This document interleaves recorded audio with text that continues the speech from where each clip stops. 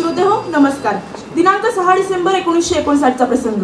झारखंडमधील पंचेत धरणाच्या उद्घाटनाच्या प्रसंगी तत्कालीन पंतप्रधान पंडित नेहरूंना बोलवण्यात आले.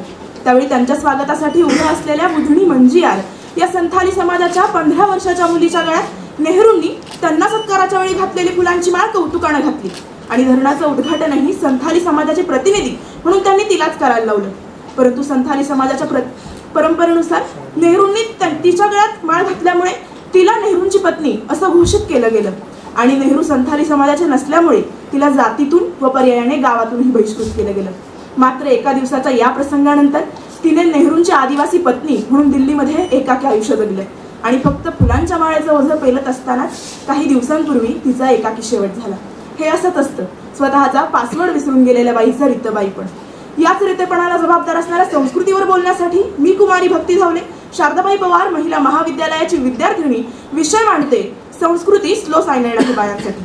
इरावती कर्वेंच्या शब्दात सांगायचं झालं तर संस्कृती ही परिवर्तनशील असते, ती सतत बदलत जाते. हे जरी खरं असलं तरीही जेव्हा धर्माच्या आणि संस्कृतीच्या प्रवाहाची दिशा एक होते तेव्हा मात्र संस्कृतीमध्ये साचलेपण निर्माण होतं आणि याच साचलेपणामुळे तिचं रूपांतर रूढी परंपरांमध्ये केलं जातं. फ्रेडरिक एंगल्स यांच्या मते इतिहासाच्या प्रारंभीच्या काळात समाज हा मातृसत्ताक होता, त्यामुळे शेतीचा शोध जरी महिलांनी लावला असला तरी हळूहळू शेतीची उत्पादन व्यवस्था मात्र पुरुषांकडे गेली. मातृसत्ता व पितृसत्तेच्या झालेल्या या संघर्षामध्ये स्त्रियांचा झालेला पराभव हा वैश्विक होता.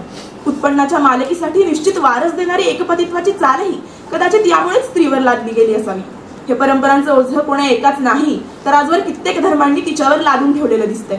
ख्रिश्चन धर्मात ओरिजिन सारख्या काहींचं म्हणणं होतं की स्त्रिया म्हणजे नरकाचं दार असतात. किंबहुना आजही चर्चमध्ये धर्मोपदेशन करण्यास स्त्रियांना मान्यता देईल. इतकंच काय, तिला जर काही प्रश्न असतील तर तिने नवऱ्याला विचारावं असं मत सेंट पॉल सारख्या काहींनी मांडलेलं दिसून येतं. बुद्धांच्या निदानकथेत केवळ पुरुषच बुद्ध असू शकतो म्हणून बुद्धांनी गौतमीला संन्यास घेण्याची परवानगी नाकारली आणि नंतर परवानगी देण्यापूर्वी भिक्षुणींवरती कडक निर्बंध लागले.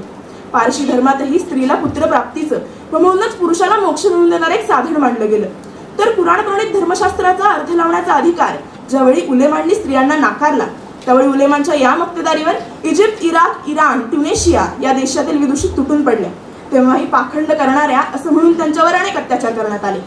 हिंदू धर्मातही स्त्रीला आई, बहीण, अर्धांगिनी, धर्मचारिणी या वेगवेगळ्या नावांनी गौरवीकरण करत तिला भावनिकदृष्ट्या दुर्बल केलं जातं आणि तिचं वस्तुकरण केलं जातं. एखादी स्त्री जर विधवा असेल आणि त्यातही ती जर दलित असेल तर तिने फार मोठी झेप घेऊच नये. हे दक्षिण भारतातील एका गाण्यातून आपल्याला जाणवतं. यामध्ये विधवा स्त्रीचे वडील व नातलग तिच्या सौभाग्याची सर्व लक्षणे काढून घेत तिच्या हातात सुताचा रीळ व दांडा देत म्हणतात, हा घे दांडा लोहाराने केलेला, घे कोरनाडूत उगवलेला मौसूद कापूस आणि पोटासाठी आयुष्यभर मिळकामच कर. ताराबाई शिंदे म्हणतात त्याप्रमाणे सावित्रीने आपल्या पतीचे प्राण वाचवण्यासाठी यमाकडे धाव घेतली, परंतु जगातील कोणत्याच पुरुषाने असा प्रयत्न केलेला आपल्याला दिसून येत नाही. इतकंच काय तर एखाद्या बाईचा नवरा वारला तर ती आयुष्यभरासाठी विधवा होते आणि विदुराच्या मस्तकाला मात्र लगेच बाशिंग मानण्यात येतं. स्त्रीरचित साहित्यांचा विचार केल्यास प्रसिद्ध लेखिका मंगला गोडबोले असं म्हणतात की मी माझं लिखाण एखाद्या छत्री किंवा रेनकोट सारखं मानते, कारण घरात प्रवेश करताना ते मला घराच्या बाहेरच काढून ठेवावं लागतं, तेव्हा कुठे माझा संसार सुखाचा होतो. किंबहुना आजही अनेक लेखिकांची आत्मचरित्र वास्तवात मात्र नवऱ्याच्या आयुष्याचा आढावा घेताना दिसतात. म्हणजेच आजही तिच्या लेखणीतील पुरुषी धाक तिच्या लेखणीला काही बळकटी येऊ देत नाही. इतकंच काय तर 28 युगांचे एकटेपण वाटायला आलेल्या अरुण कोल्हटकरांच्या वामांगी कवितेतील रखुमाई आजही नाकासमोर बघत उभी असलेले दिसून येते. शेजारी विठुरा ही आहे ही भाबडी आशा घेऊन. अगदी तशीच जशा इथल्या लाखो स्त्रिया पिढ्यानं पिढ्या उभ्या आहेत तो सोबत असेल आशेनं आणि तो मात्र संस्कृतीचे साखळदंड घेऊन सज्ज ती उभी असलेल्या वर्तुळात तिला कायम जणापून ठेवण्यासाठी. तिने जगाकडे बाईपणाची जमीन ओलांडून बघूच नाही म्हणून सतत डोक्यावर संस्कृतीची टांगती तलवार आणि ब्र उच्चारू पाहणाऱ्या ओठांवर पितृसत्तेनं खूप पूर्वी अडकवलेला भला मोठा काळा. समलिंगी स्त्रियांचे अनुभव तर याहूनही बिकट आहेत. त्यांना जी प्रतारणा सहन करावी लागते त्यासाठी आपलं ठरलेलं आखीव रेखीव आयुष्य जगण्याची सवय लागलेली विषमलिंगी मन कारणीभूत आहे. जिथं समलिंगी स्त्रियांच्या कुटुंबाच्या कल्पनेचा विचार करणं सुद्धा शक्य नाही.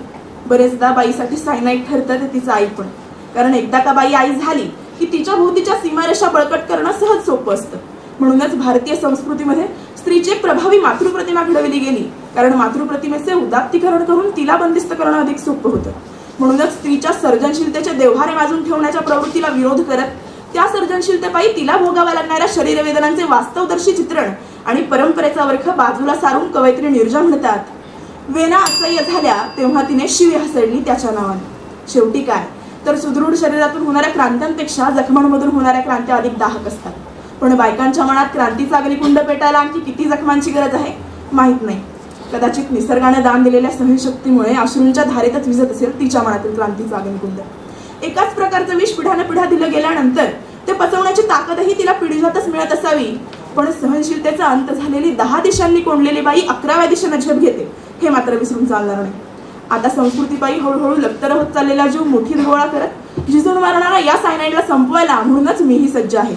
शेवटी प्रज्ञादया पवारांच्या ममत्वाच्या पांढऱ्या शाईने लिहिलेल्या ओळीत इतकंच की माझ्या आत आत रुजलेल्या तुला पाजेल दूर करूनच तुला माणसात आणेन मी, तुला माणसात आणेन मी. मनपूर्वक धन्यवाद.